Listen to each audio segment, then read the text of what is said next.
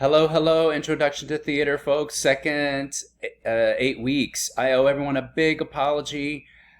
I did not get the memo that classes have been deferred to this Friday, starting the 27th. So please accept my apologies to all of you that I was giving out incorrect information.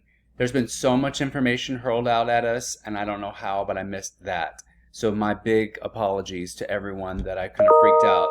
That being said, I've extended all the deadlines for orientation, Chapter 1 and Chapter 2 to Monday night, March the 30th at 11:59.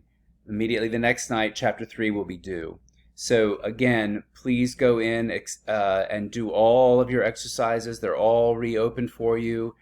Contact me during my virtual office hours. They're listed right here. You can just click on either of those two links, or call me and we can communicate via internal eCampus email, and we can set up a specific time to meet on my virtual office hours. Again, my humble apologies, and thanks everybody. Look forward to hearing from you. Bye.